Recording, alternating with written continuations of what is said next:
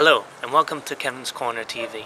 My name is Kevin Horton, and I'm the editor of the Gold Coast Gazette, a weekly newspaper I started along with my mother in 1991.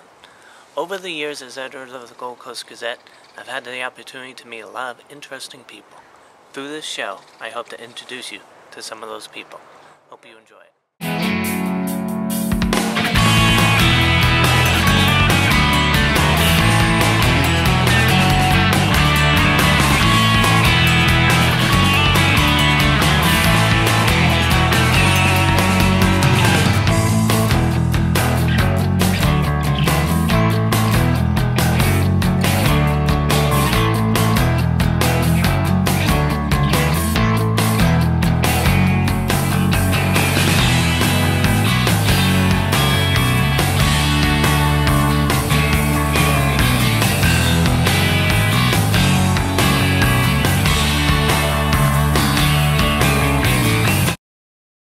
Welcome to this week's Kevin's Corner TV.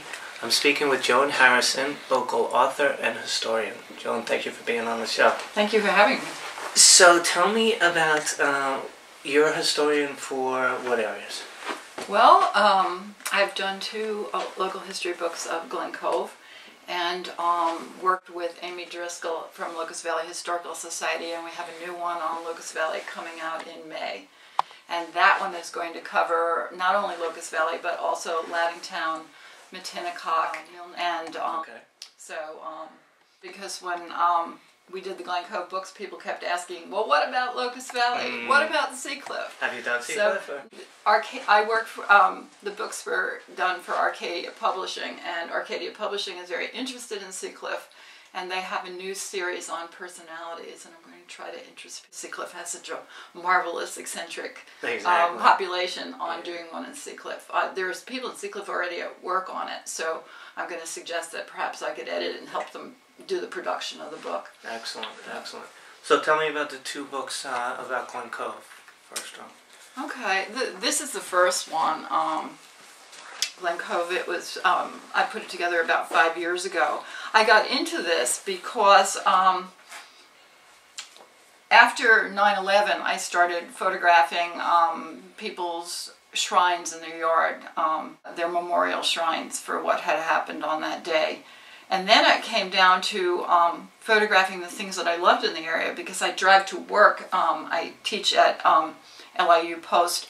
I would drive to work in the morning and I'd see yet another tree or another wonderful old building that had disappeared. So then I really started focusing on Glen Cove, where I live, and backed up and went into the history room and looked at their picture collection to see what these places were before.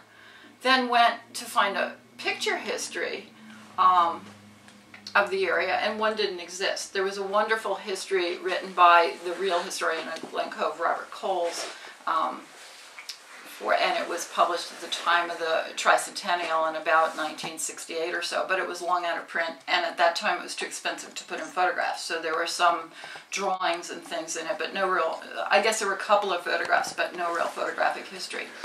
So I queried Arcadia if they were interested, and they said, oh, we've always wanted to do a history of Glen Cove. If you can get some pictures together and sort of an overview, we could consider a book contract. And I had a book contract within a week. Wow. I was having a sabbatical from CW Post, so I put the two things together. Right. Then when I started working on the book, using the picture collection, I got permission to use the picture collection in the library. I realized that it was in no way the Glen Cove that I knew. It was mostly colonial Glen Cove.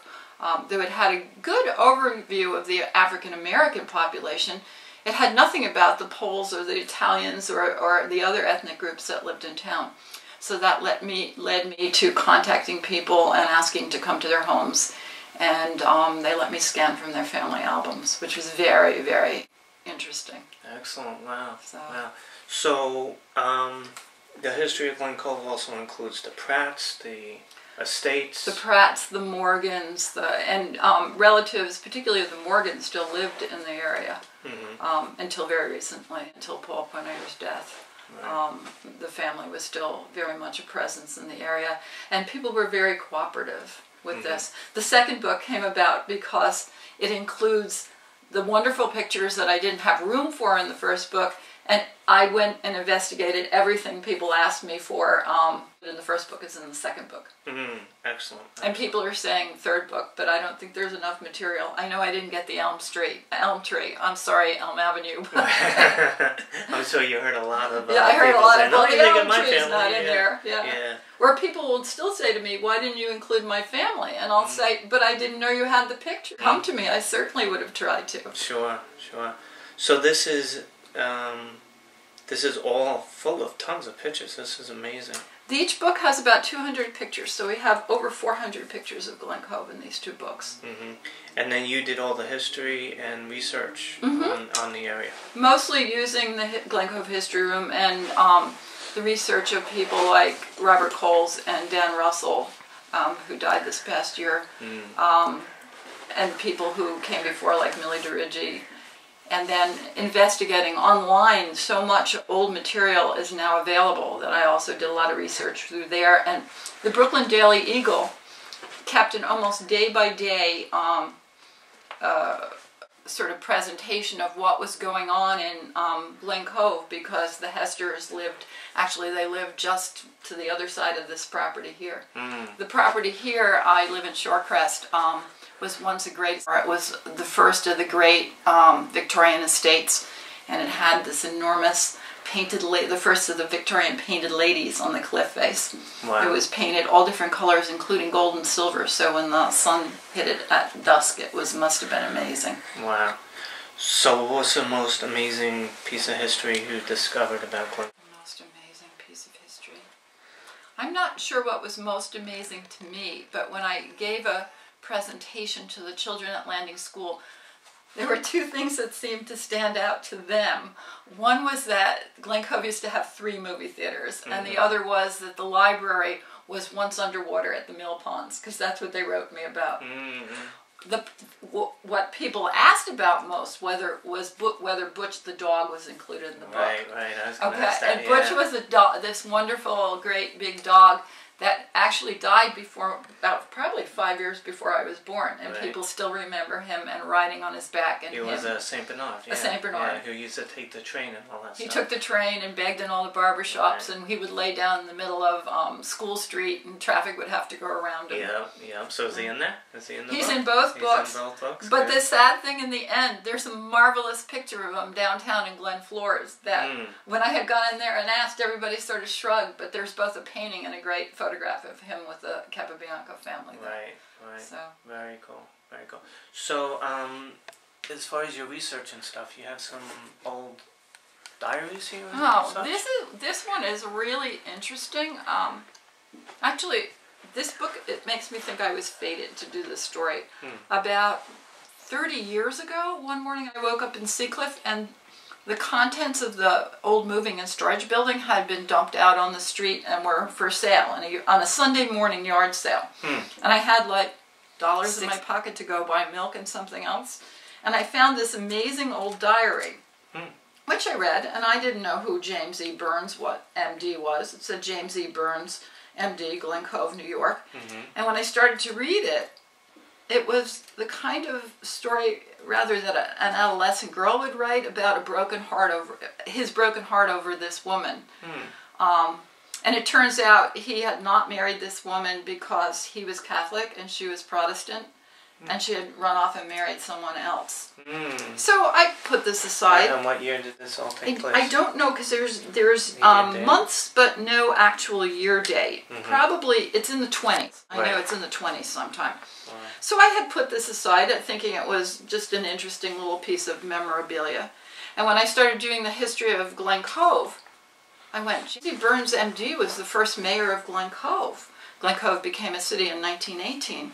And I went, I have the diary from the first mayor of Glen Cove. And he never married. His heart evidently was permanently broken over this woman. And he was a wonderful mayor who modernized and brought us into the Glen Cove. Wow, very cool.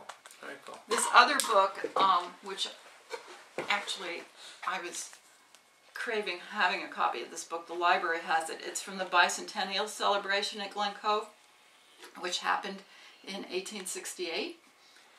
200 years of Glen Cove history, and I couldn't get a copy. And somehow when I can't remember now whether it was before the book came out, a book dealer solicited my interest in this, and he had a copy of it. So it was quite expensive, but I have my own copy of it now. Wow, very cool. And it's quite fascinating. Yeah. Anything people gave me, and people gave me wonderful things like an old liquor bottle with the name of the Belvedere Hotel from the landing, and pieces of china from the Corsair, J.P. Morgan's yacht. I gave those to the library. They're in the library cases. Wow. But we have a couple of things that were bought from an antique store in Seacliff, from Cantor's Dairy. This bottle from a dairy that was down on Shore Road, which was, I think, called Front Street at the time. And this one we just pulled off eBay while I was doing the Locust Valley book. And I have to check this out. It says Piping Rock, the Smart Setup. Oh. And I think it's probably from Piping Rock Club at some point, probably 50s, but I really don't know. Right. But I have to still investigate that bottle. Wow, very cool. So you're also a teacher, CW Post? I teach art at actually CW Post in the past week became LIU Post. Okay. We lost our CW. Okay. So, okay. Yes, there's a new branding campaign. And I teach art, and I... so not history? Not history. No, I snuck in the door. Yeah. That's the thing about artists. They think they can do anything. Right. You know, they don't worry about the credentials. That's great, though. So then how did you... were you always interested in history? Well, my husband laughs at me because I'm atrocious at dates. God made me born in a year that I would be able to remember. You know? I've always been interested in local history and how it connected, particularly her story. How women's history connected.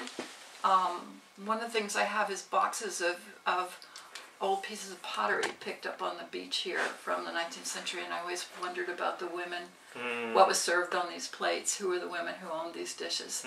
There used to be a midden on top, an old garbage dump on the top of the cliff in Seacliff by where 18 Trails, you remember 18 Trails? Sure, yeah. Where that used to be, and it used to slide down during rainstorms, and it would be, you know, the shards would be on the beach. Right, So I have a bunch of that. Wow. And you kind of touch that and feel the piece of history a little bit, right? Right, and I've used in pieces of artwork. So it's the artwork bringing into the history. It goes back and forth. Right now I'm doing very animated pastel drawings of basically Hempstead Harbor and the sky and the shore in this area. So that's my new avocation. Okay, I want to thank you for watching this week's episode of Kevin's Corner TV. I want to take a minute out to introduce you to All Saints Regional Catholic School. All Saints is going to have an open house on January 29th from 11:30 to 1:30. And I'm here with Mr. Thompson. He's the principal of ASR. Mr. Thompson, tell me a little bit about All Saints Regional Catholic School. Well, as most of the Glen Cove residents know, All Saints Regional is a regionalized school. We service 5 parishes in the area. The actual building has been here for almost 100 years. It's the church up on the hill, so to speak. And we pride ourselves in providing a quality education to the students, to the young ladies and gentlemen in the area. It's a wonderful place to be because it's a relatively small school, and we have a closely knit family-type atmosphere. Everyone knows everyone else, among the staff, among the students, and among the parents. So it allows us to really be able to work with students if they have any problems or there are situations that need to be addressed. It happens pretty quickly, immediately. So it's a great place to be. So it's a very caring and nurturing environment for all the Most definitely, yes. That's great. That's great. Okay, so the open house is January 29th? On January 29th, we have an open house beginning at approximately 11:30. The students will go to Mass first at 10:15. Then parents are invited, our parents from the school, as well as any parents in the area who'd like to visit the school to see what our teachers are doing in the classroom. All the teachers will be here. The classrooms are open. We'll have graduates who have moved on to high schools come, and they'll be giving tours and answering questions, as well as our own students available to answer questions, and takes prospective parents on a tour of the school. Great. Now, if parents can't make the 29th, you're always open to coming in? Yes, thank you, Kevin. We're always open and available to give tours and talk to people about the school. That week in particular, certainly we're open, and we'll be involved in many different types of activities with the students and the staff and people in the community. So that would be an especially good time to visit the school, but any time is fine. We'll always make time to speak with and give a tour to anyone who's interested in learning about our school. Great, thank you. All right, so remember, January 29th. Back to the show. Cove was very industrial in its beginning, correct? It was factories and... It started out as a farm community and then developed into an industrial city. The biggest industry was the starch works. Duryea Starch Works was started mid-1800s. And that area, after the starch works folded, there was a great fire. There were numerous fires at the end of the 19th century in the starch works. Produced the white starch that starched all those gorgeous Victorian dresses. It was one of the most important starch companies in the world because it created the whitest starch for the whitest linens.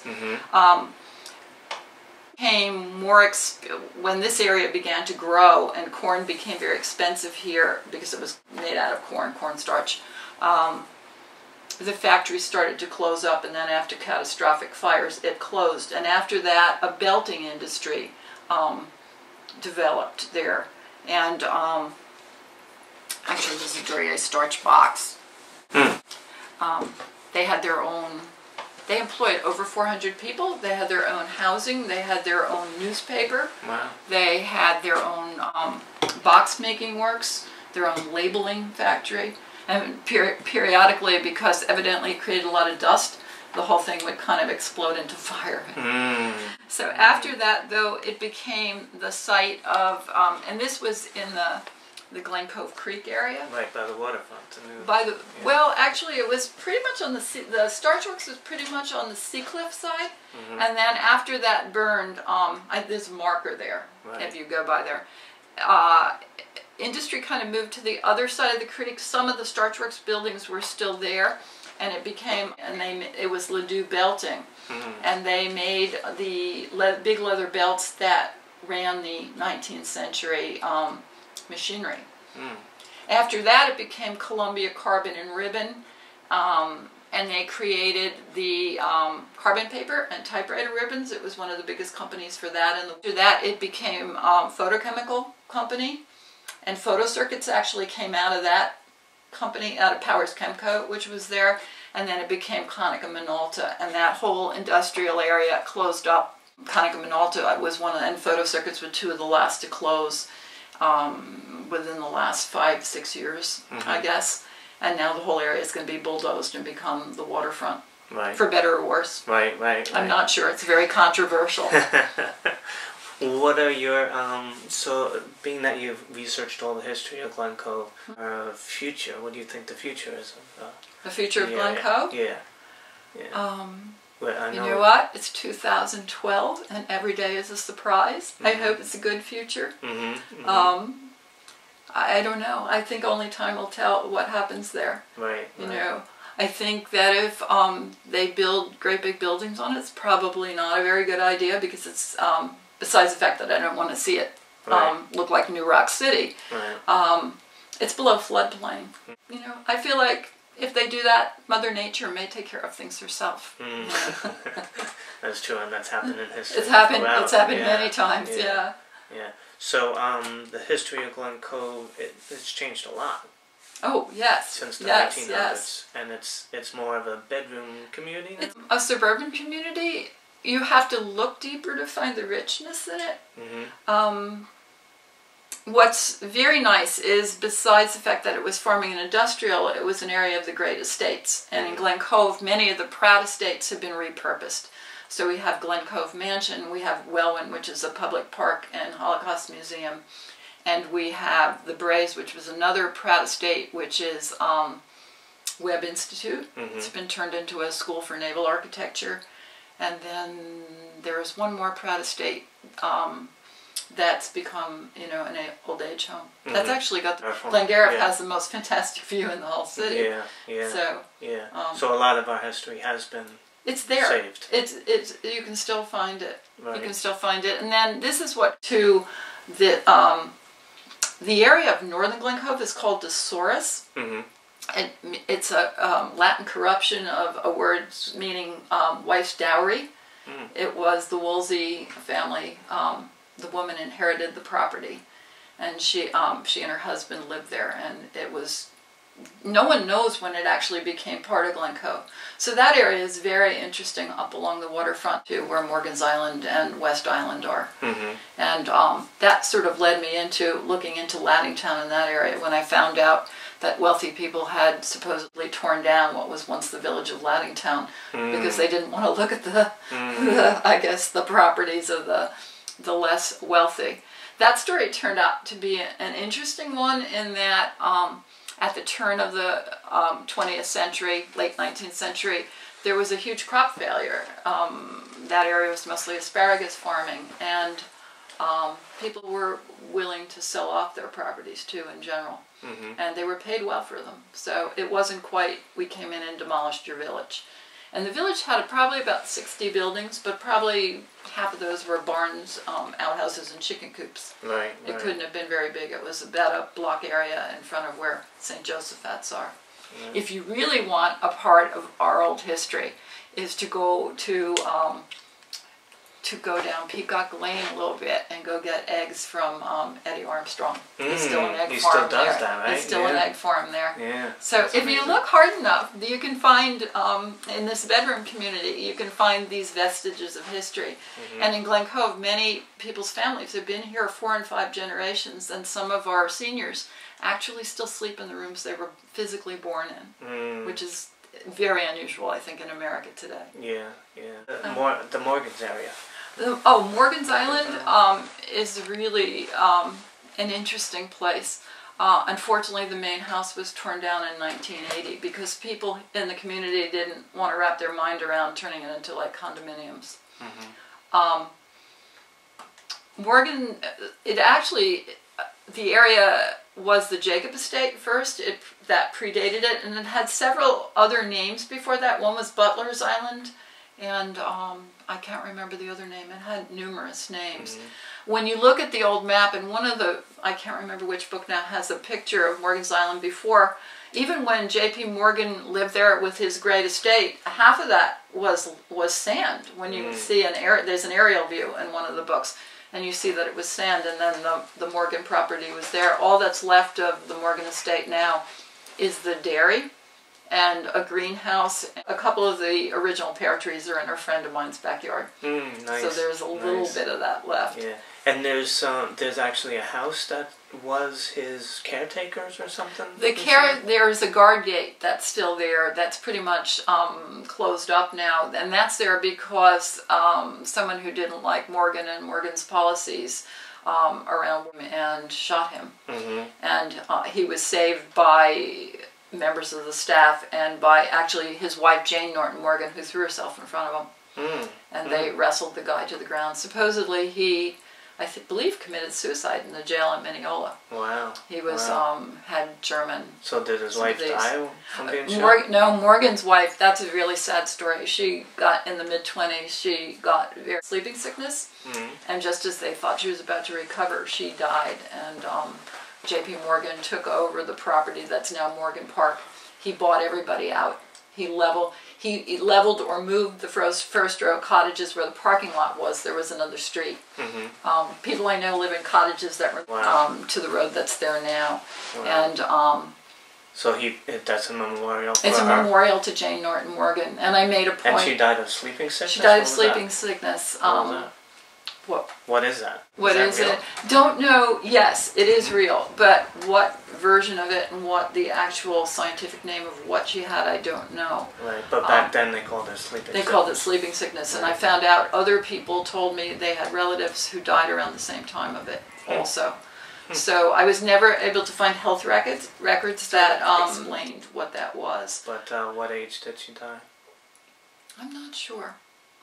I can't remember that. But she was very much, the Morgans were very much part of this community. Yeah. There are seniors who still have told me that Mr. Morgan would give them rides, or they would stand on the running board of his car and chat with them. Mm-hmm. And Mrs. Morgan always took her daughters to Singer's department store downtown to buy their underwear and necessities. Mm-hmm. So, and people said the Morgan children were incredibly polite. Nice. And, the Morgan's